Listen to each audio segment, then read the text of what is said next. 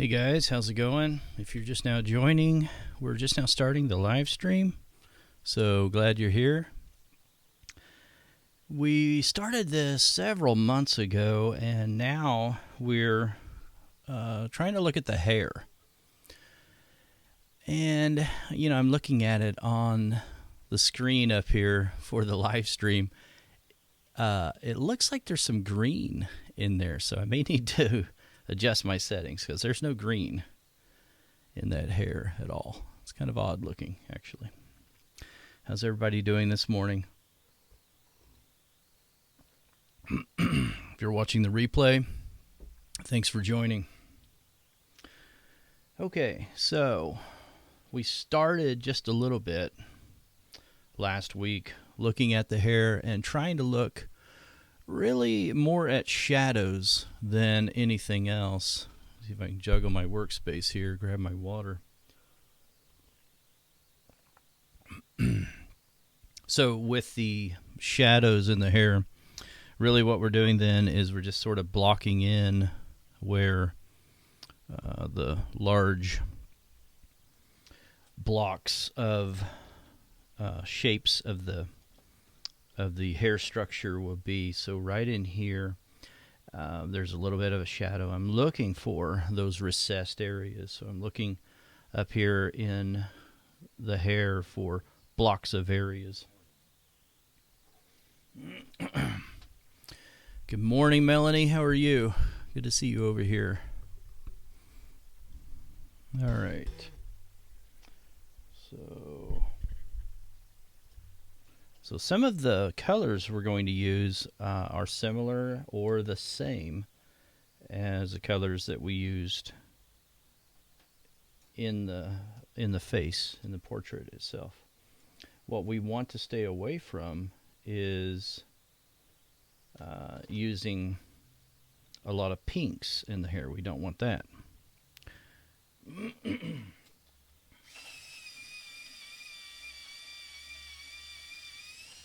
But we want all those ochre colors, though. All right. So I need to take a look at this and see if I can add. Let's see. Grab my brown ochre 10%. I think is a good one for some of the highlights. So just as a a test, I could do this just to look at it. And typically, I don't test on something that I'm working on without using like a test sheet of paper. But on sanded paper, you can get away with it. And if you've done it before, you know what to expect, sort of. So I can just come in here with this brown ochre and just see how light it may look. Now this dark area is going to be even darker, so when we start refining that, I can kind of look at that and see if that will communicate what we want, and it looks like it does, so that's good. So yeah, that's going to be darker, so I can come back up in here in the corners here of the face where I border everything. And I can thanks, Nick. Thanks for coming out here. Really appreciate it. And he says he missed a few sessions. Yeah, it's kind of, I think it's kind of tricky because I think when anybody sees it in their feed, they think, oh, he's still on that drawing? What's going on? What's taking so long? But I'm only working on it live. And we're chatting a little bit, but we're mostly drawing. So it's taking a while. I just want to show everything. Show the whole process. Okay, so if I use this dark indigo, though, I can get that rich, dark color on the sides over here and over here. Now see, over on this side, remember we still have we still have a little bit of work to do because the reference that I'm using, I started realizing I need to go back to my actual reference and take a look at it again with regard to some of the area over on the left, because I'm including more over here than what I was initially looking at. Okay. Oh, thanks, Sergio, man. Means a lot coming from you. I mean, we've got some really talented artists in our audience here, and some advanced portrait artists. Melanie, she's out here today, and she does portraits and commissions. And Nick Edgar, I know he works a lot in portraits. And Sergi, man, I just saw the last portrait you were working on. It's impressive. Okay, let's grab some of this. Now I better open this up just a little bit more, zoom out so you guys can see what I'm doing over here. And sometimes it can get a little weird when you start using blue a whole lot in the hair, but if you're not careful, but you've got to somehow get some of those darkest recessed areas. It'll all work out because you're going to use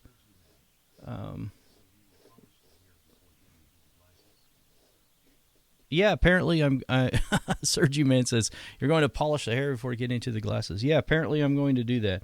I didn't really necessarily intend on doing that, but I started thinking, well, let's get all of these areas done that deal with ochre and these darks and lights, and that naturally includes the hair. Okay, we're going to be quite a bit darker over here.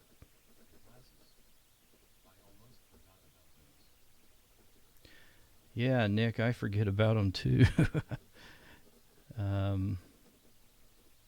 Yeah, it's sometimes kind of difficult to get a nice skin tone in there if you're trying to draw glasses. And so if you work on the skin tone, for me at least, and then put the glasses in afterwards, things should work out just fine. There we go. Okay.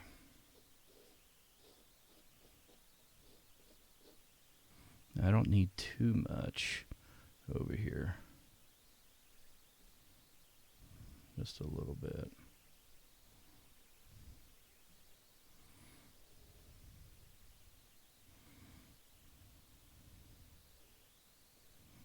This hair actually up here needs to come more straight down.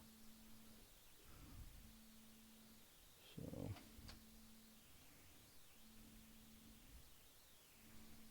now right next to some of the darkest recessed areas, I can have some of the brightest highlights, and it will help it to maintain that, that structure. And we can see the highlights better as well. Now I'm going to switch over.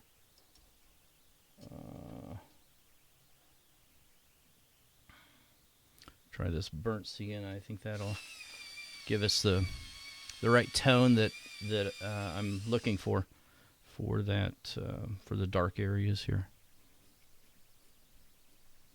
And I just want to push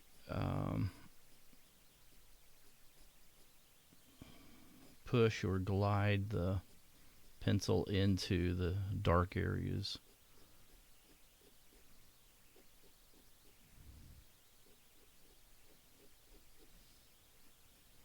And that way I can shift that tone.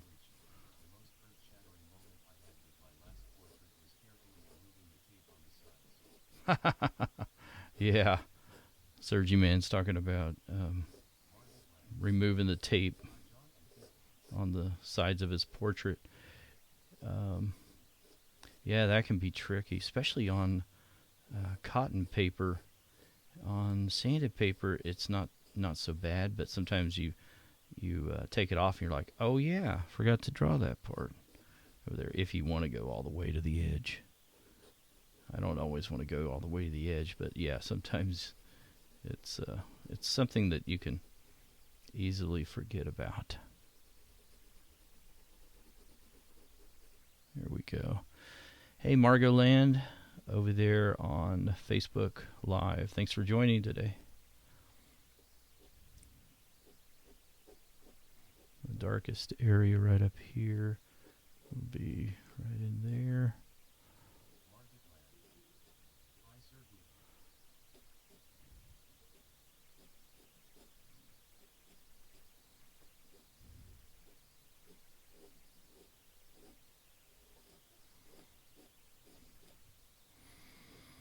One of the things that's tough about hair is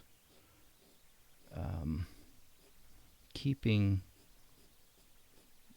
some of the strokes uniform, because if you don't, you can start making it look like straw, which I've done. Not fun when that happens. And then you got to go back and start correcting it all.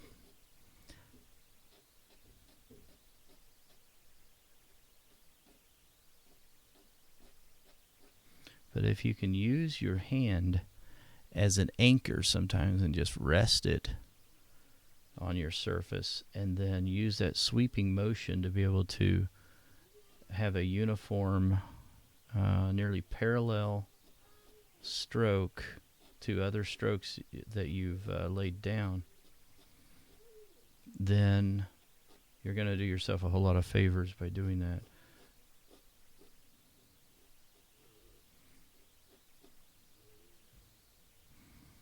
Okay.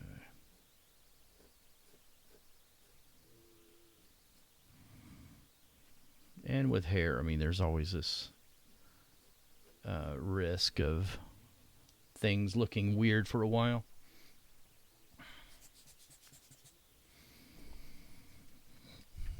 Yeah, because right now we've got such a huge, a huge chasm between the dark and the light. There's no middle values right now, too much in the hair, which is fine to start out with. But then over time, as you work on it, you want to get those middle values in there. So we're really just dark and we're light right now.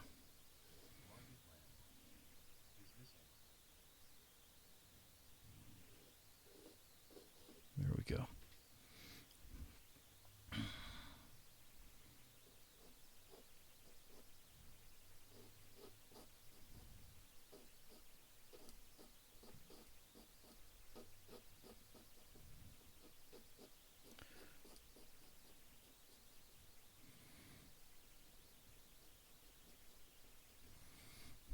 Okay. So this area right in here represents some independent blocks of hair that kind of stay together. And then underneath, we've got some hair that is coming from underneath there. And so it's slightly darker. And then it has a little bit of a highlight right down here. So I can use my soft tool to kind of push that together just a little bit.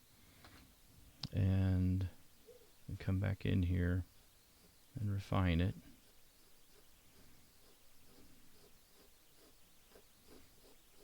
And it looks very grainy at the moment, which is fine.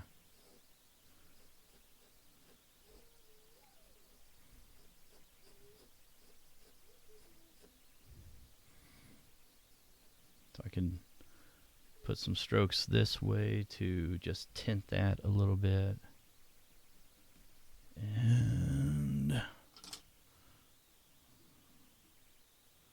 And then I'm going to switch over. I was using, what was I using? Burnt sienna. I'm going to switch over to brown ochre a little bit right in here. More in the middle value right in here. And just push that a little bit. And then as it reaches the light, this little area that's coming from underneath, it has a little bit of a highlight right in here.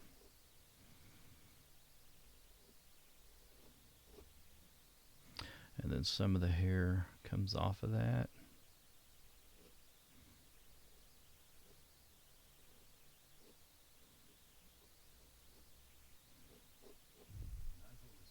Here we go. Well, thanks, Nigel. Thanks for joining us over there as well on Facebook Live.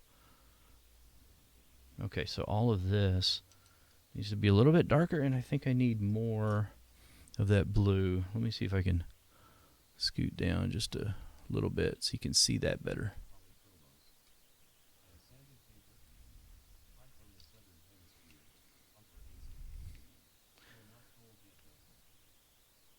Oh, hey, Margot. No, it's not all sanded, or it's not all Polychromos, but I am using sanded paper. Using LuxArchival paper. The pencils, I'm pretty eclectic on pencils, but I've used Polychromos a lot, and I'm also using Luminance pencils by Carandosh. Let me think. I think we also used the Derwent Drawing pencils. If we haven't used those a whole lot yet, we're going to. They're a little softer, so some of the things that I can get on top, those will be nice to use for that.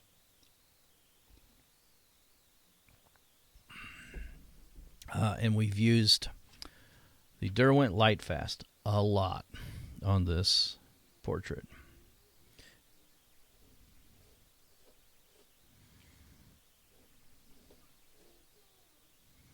Okay.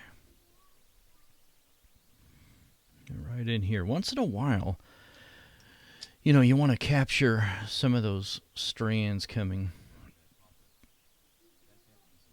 different ways like this.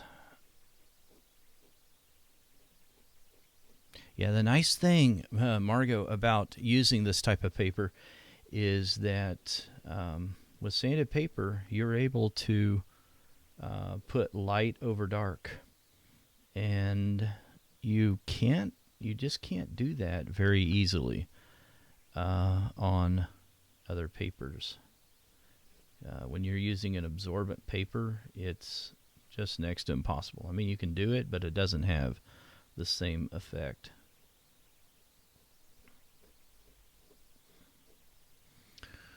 Okay. Yeah, hair is just sort of a painstaking thing.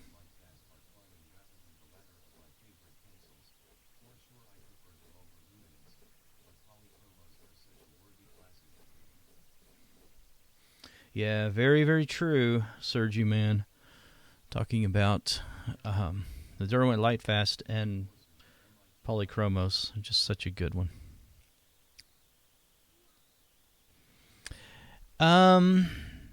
Yes, Carol, a good question. She's asking over there on Facebook Live if this paper is more coarse than the Mitance Touch paper, which is a rough surface paper. And yes, this is a 400 grit surface is what it is. So it's got quite a bit of tooth.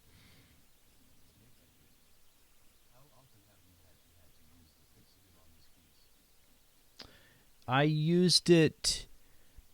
Nick's asking how often did I use fixative. I used it, I think, maybe twice. And by twice, what I mean is Maybe once, but I think twice. What I mean is, one time I did it a lot. So when I reached a critical mass of pigment, then I took it to the garage and I just sprayed it a lot. I got a lot of layers on there and just kept going back every 20 minutes or so, sometimes 40 minutes, depending on when I remembered to go back out there. And so that afforded me quite a bit of, more tooth, more space on the paper. Because you reach a point where it won't take anymore.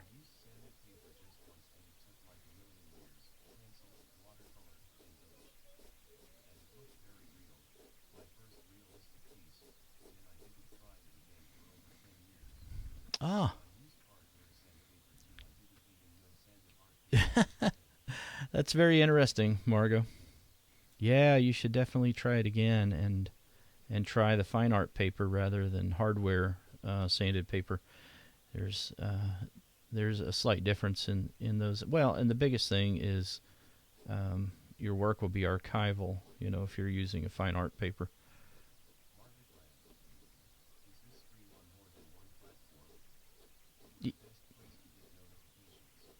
Yes, it's Margot's asking if the stream is on more than one platform, and yes, it is. So I'm streaming on Twitter and on Facebook Live and on YouTube live stream as well. So, and you're asking where the best spot is to get the notification. If you have notifications turned on for YouTube, then that may be a best way for you to get it. One of those places.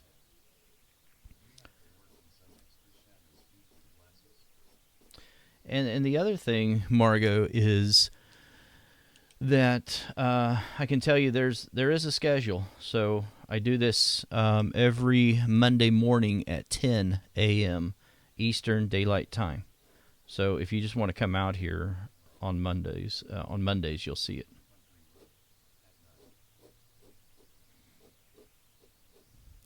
And let's see here. Sergi Man's asking about if I'm going to have to work in some extra shadows with those glasses when I finally get to that. Yes, I will have to do that. And that's, yeah. I'll have to do that. I've been thinking about that.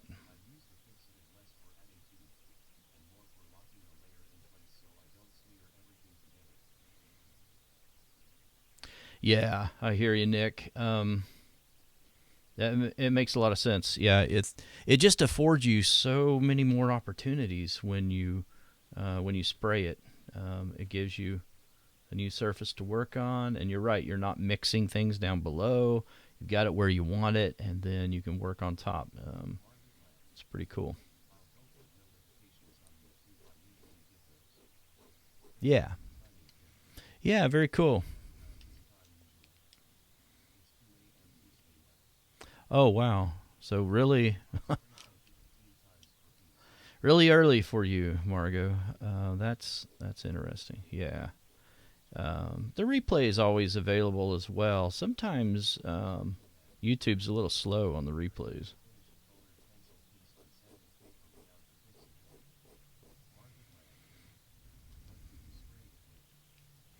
So Sergi Man's asking, in theory, could you finish a colored pencil piece on sanded paper without fixative? Yes, I've done that. Now I put a final fixative on though, but yeah, I've finished pieces without using fixative because I didn't want that many layers. I wanted to get it done quickly. I've done that more than once, and there's actually one that I did recently of my daughter, and I did it that way where I didn't use fixative on it, and it just went really fast. I was done. I'm trying to remember. I think it was in 2 or 3 days, just because I just buckled down and and worked on it. But yeah, it is possible.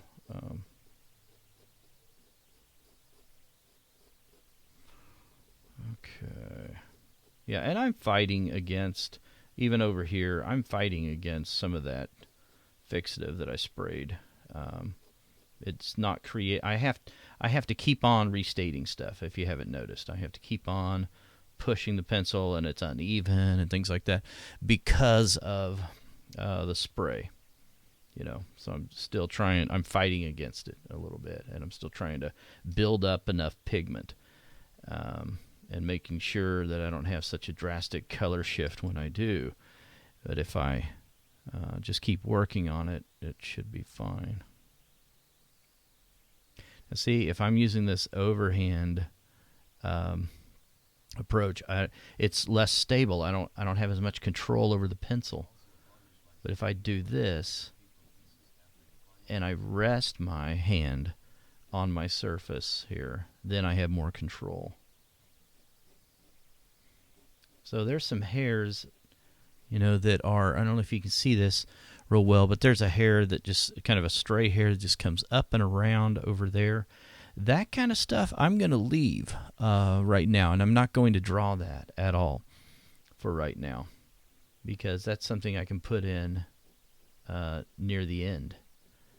And I have to remember that, if I look at it and say, it's missing something, I need that hair in there, that little stray flyaway hair, then if I can refrain from doing that, I can remind myself, no, I don't need to put that in right now, I can do that later, then I think I'm better off, because that is a whole different level of finishing.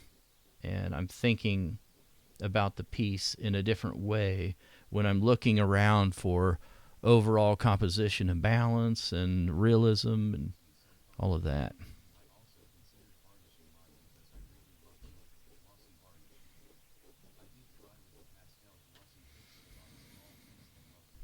It's a little dark over there. Oh yeah, Sergi, man. I've seen, to your point there, I've seen some glossy finishes on colored pencil pieces that I just thought were absolutely gorgeous. I've never done that, but I think it's impressive when you see that. It's like, wow, that is so neat looking. It just adds something, there's just some visual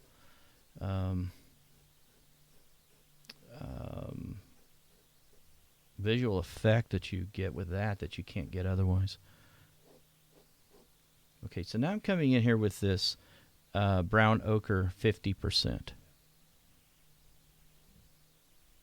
Because I think I've got enough, on the surface there that I can start using a color that I feel like is more of the local color here for this hair,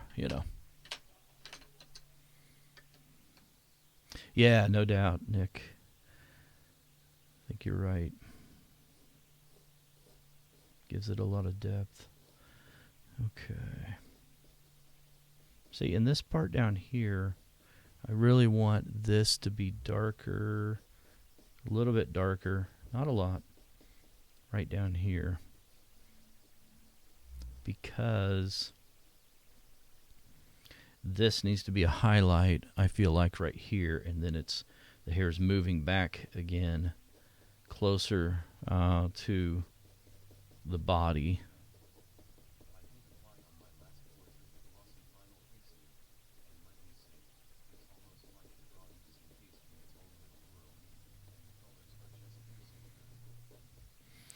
Oh, that's really cool, Sergi, man. Yeah. Yeah, there's just something captivating about the final piece and the way that it presents when you add a fixative to it. I think a lot of times it can, and I don't want anybody to take this the wrong way, but it can just make up for certain things. It can make things look more in balance and more, more continuity to the piece, add more continuity to the piece than you would get otherwise, especially if there's areas where you've burnished more than another or something like that, even accidentally. Sometimes you can see irregularities in the amount of finish on a piece, if that makes sense. And adding the fixative on it just makes everything look like it belongs.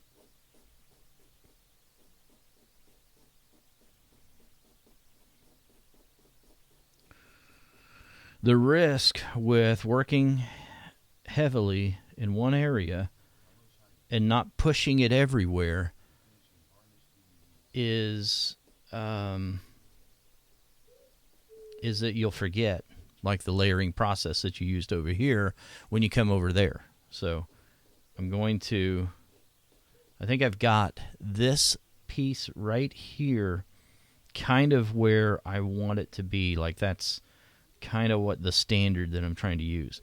And so I'm going to start moving around a little bit more so that I don't forget what I'm doing here. It's easy to forget on a piece like this where you're only working on it once every 7 days.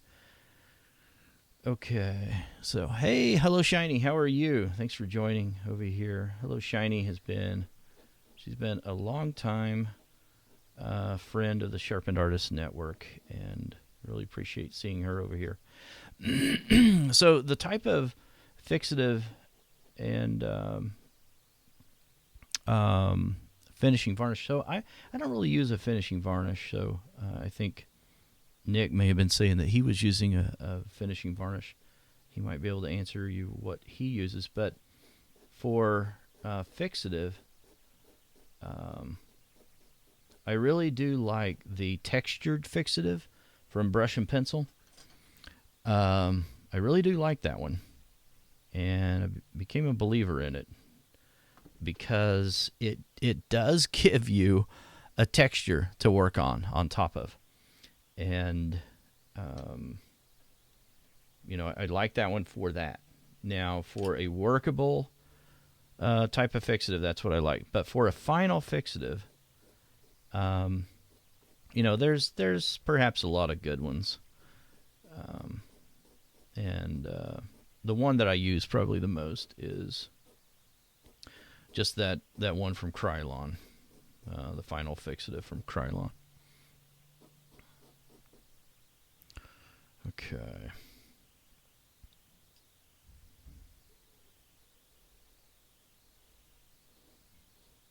Okay, that's looking a little muddy down there, and I'm just going to leave that for right now.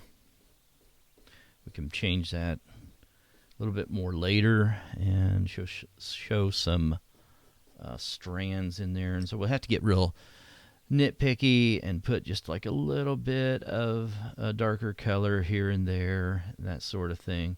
But we don't have enough pigment built up right in there. So I think I've worked on that piece of it right there long enough, especially for a live stream. And I'm going to move up a little bit and start working in some other areas. Might be a little more interesting than what we're doing down there. If I can leave this part alone. All right.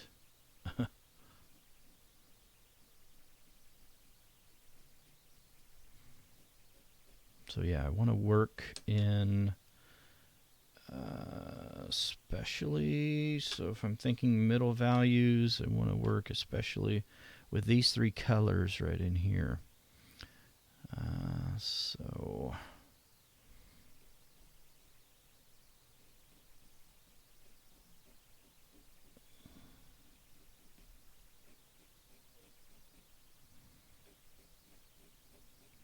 get a little more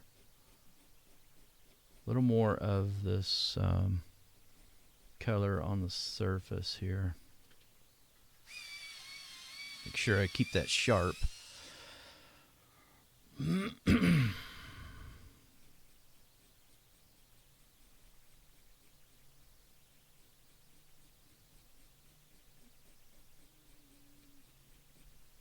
can come back in there and add all of those highlights that I'm obliterating right now.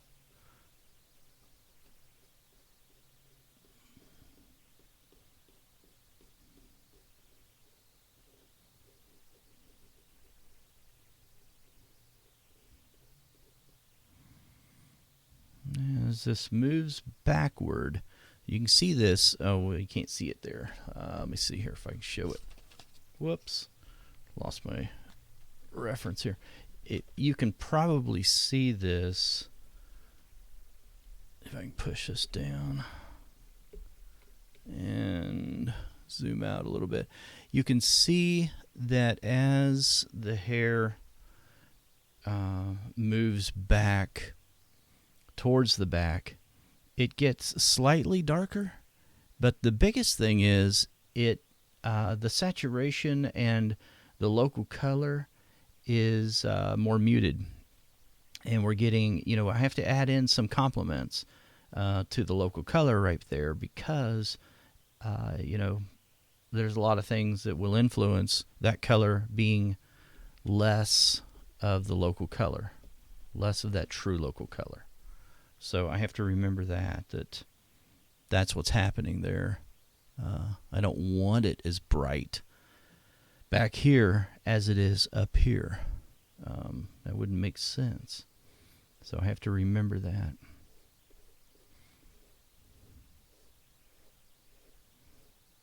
And so it's one of those things where I can use gray. I don't use gray very, very often, but if I need to, if I can't figure out what my complement is, then I may do that. I may use gray. Using a complement is going to be so much better, but if I can't figure it out and I can't put my finger on exactly what a good complement might be, then I may just use gray. This seems to be working though for right now. It's just less saturated back there, because I want these hairs up here in front to represent and show as though they're shiny, and this highlight may need to be adjusted a little bit and not quite as bright as it is right now, so that will stand out. Otherwise, I may be fighting with that, getting that exact that look back there where the hair is moving away from the front. There we go. So over here, I've got to put that bow in, and that's going to be closer than what I thought it was going to be. Let's see if I can get closer to my drawing here without my big head showing. You guys don't want to see my bald head in the shot, so I'm going to make sure that I'm not doing that. But I want to be able to see this a little bit. It's kind of hard for me to see because I've got the camera angle where it's straight on for you guys, so you can see it easier. But it makes it more difficult sometimes for me. Oh, thanks, Margot. Appreciate that. Yeah, the thing that I'm concerned about though with that forehead shadow, like I was mentioning and alluding to, is that I may have to tone down the brightest area right there just slightly. Maybe use buff titanium, or actually probably brown ochre 10% or something, in order to get some of the hair shinier right up there on top.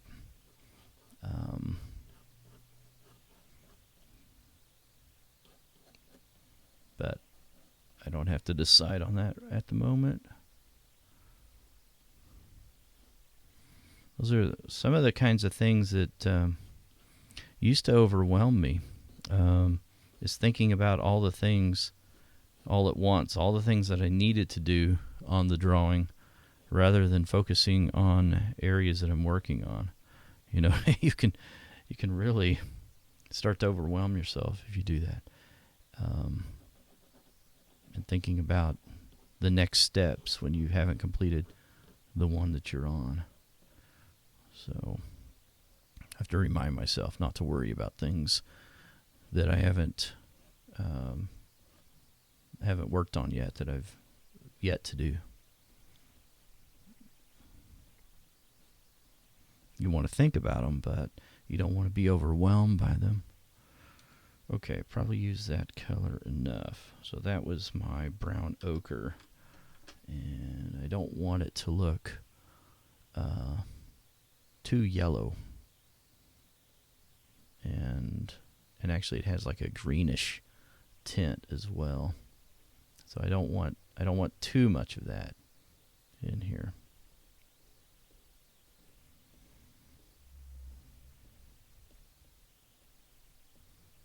Okay.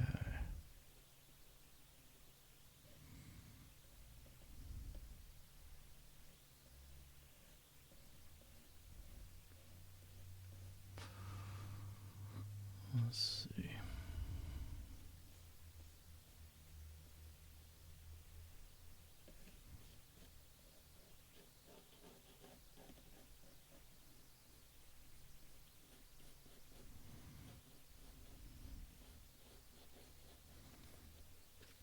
So if you guys are able to join us this evening, we're also doing a live stream on Monday, Tuesdays, and Wednesdays.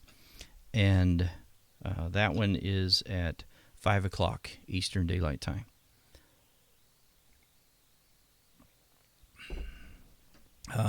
We're working on just portrait features. So we're working on a nose right now. We just started that nose last week. And we'll probably be finishing it up tonight.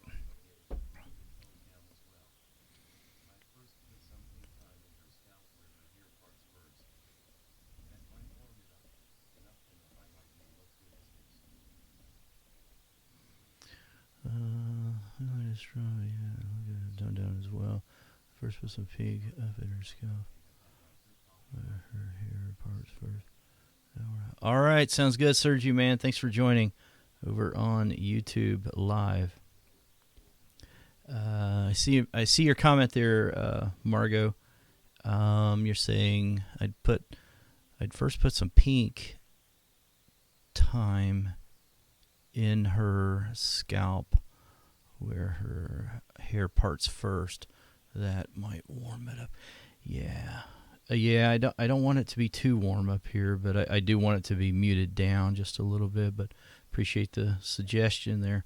Yeah, I want it to be less bright is what I'm looking for. Okay. Now I think I need to use this soft tool here. There's some of this is just staying on the surface. So I can push all of this into some of the areas that are not getting hit. That'll help it out just a little bit. There we go.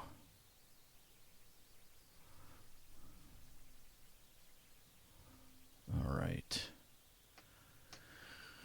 Let's see. Okay.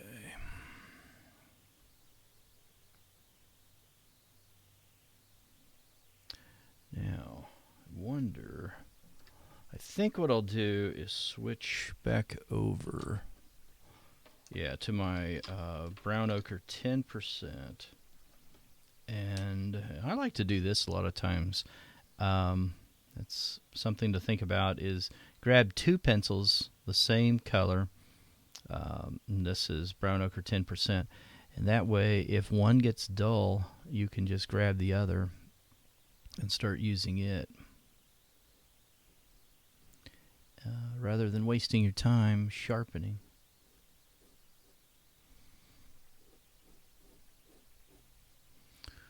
So let's do this.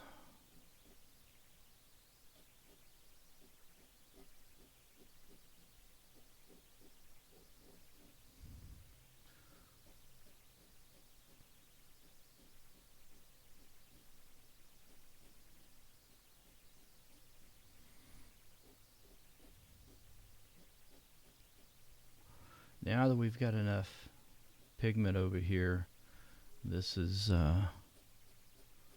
taking this color really well, which is good. And you remember that dark area over here that we were trying to work in?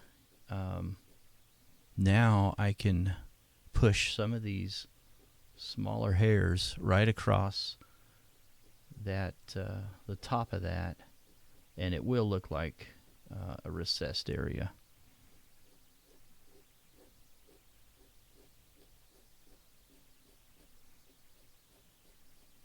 Earlier it looked a little funny, but that's because we didn't have enough pigment in here.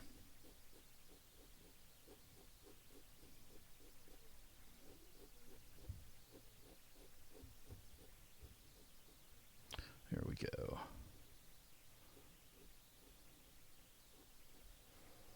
I can push this.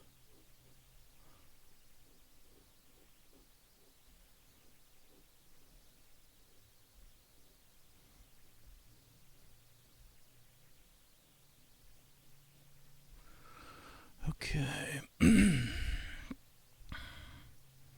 That's working out so much better than it was a little while ago. Okay, so I need to look at that background there. Everything behind there, and try to figure out what will make that look a little more recessed back there. And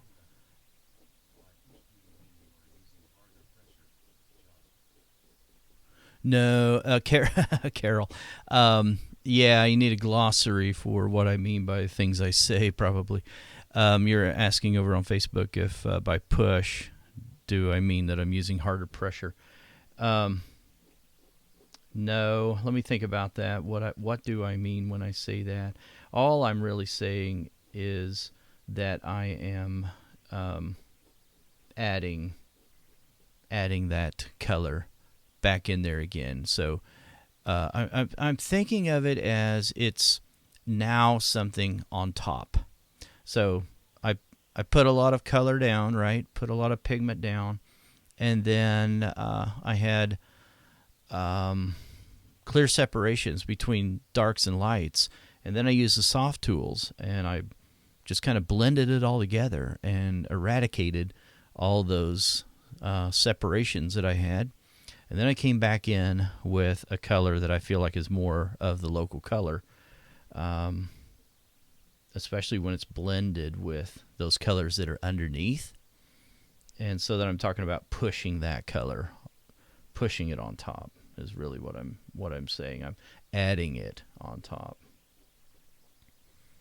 making up my own vocabulary here, I guess.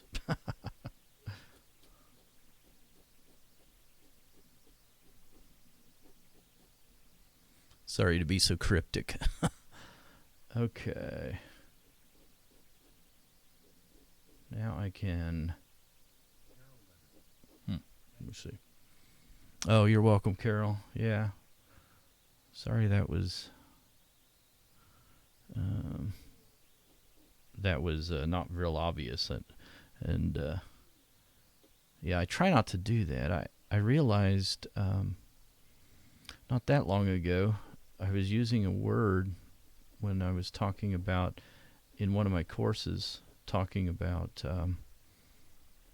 certain things that would happen on the surface. So I was talking about like where pigment would clump together. I can't remember what word it was that I used, but it really didn't mean what I was using it for. And I'm not sure why I was saying that word.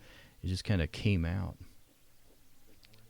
And somebody asked about that, and I started thinking about it. I was like, oh yeah, I don't know why I use that word. I try not to use that word anymore. I don't remember what it was. It was something like deckled, I think, or something like that. I don't know. Good morning over there on YouTube Live. Not sure how to pronounce your name. Maybe Yulia?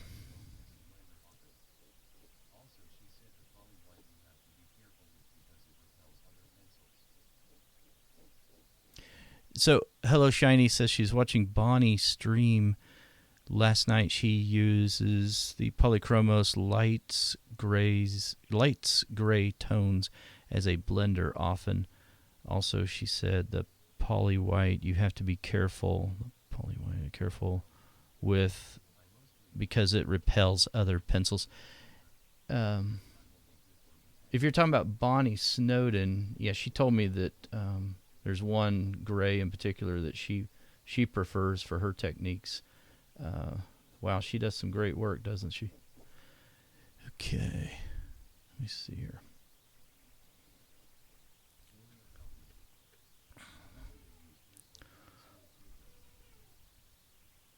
Also, Yulia, I'm not sure if I'm pronouncing that name correctly. I'm sorry if I'm not. So you're using LuxArchival and for botanicals. That's cool.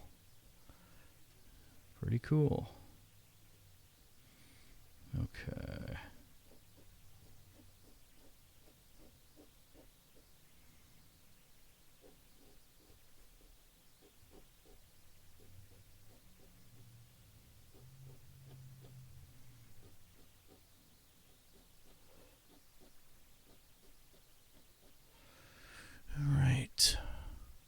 Okay, so I am liking the way that is,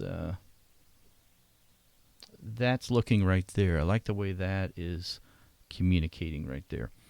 All right, I'm just kind of looking around, seeing what else I need to do. If I zoom back out just a little bit. Yeah, this all needs to look a little more uniform right in here. It was a little choppy. So by that I mean there was some uneven areas on the surface. So I need more pigment built up right in here. Probably can't tell that in the stream. Probably hard to tell what I'm talking about with that. But it looks a little grainy right in there and not very smooth.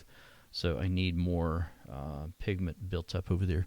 Proof of concept, though. It helped me by doing all of this over here, and it's starting to develop the way that I want.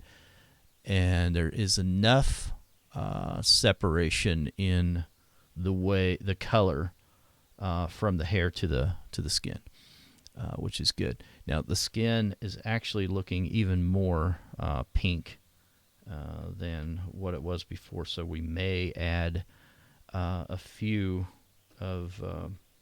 highlights in the hair, at least in the mid-range area, with using the Caput Mortem just a little bit, or even a red color, more of a red color rather than violet, and that would help us with that. That would give us more of something that won't be such a great as big a contrast, because the hair really, if you look at this hair, it really is very close to the skin color itself. And I'm not sure exactly what it's looking like over on the live stream video itself. Sometimes, it looks one way when I'm looking at it in real life. It looks a different way when I'm looking at the live stream over here and what's projected, and then it probably looks a different way when you're viewing it on your machine, on your computer or tablet or whatever it is you're looking at it on. But the biggest thing is you can see like contrast, and you can see the value separations, and but some of those little shifts and tonal differences is something that I'm trying to pay attention to with the overall drawing itself. So anyway, let's see. Hello, Shiny. You're saying warm gray. Bonnie loves for blending. Surprised about the white. She said Prismacolor white. Luminance blends nicely. Middle of layers. Awesome. Yeah. We interviewed Bonnie not that long ago, so if you've not checked that out, check that out. She's an awesome artist. So, guys, I am going to go ahead and stop for right now. And thanks for joining. Again, we do this every Monday morning at 10 a.m. Eastern Daylight Time. So if you would like to come back over here, we do this on Eastern Time, 10 a.m. Monday morning. And then we also do Monday, Tuesday, Wednesday live streams right now, Shelter in Place, Colored Pencil Drawing stream on Monday, Tuesday, Wednesday at 5 p.m. So if you can join tonight, that'd be awesome. We're not doing the same drawing. We take a feature. What we're doing is we're taking a portrait feature and we're drawing that. So awesome. All right, guys. We'll talk to you next time. And thanks again. And until then, and if I see you tonight, that would be awesome. But until then, stay sharp. Bye-bye.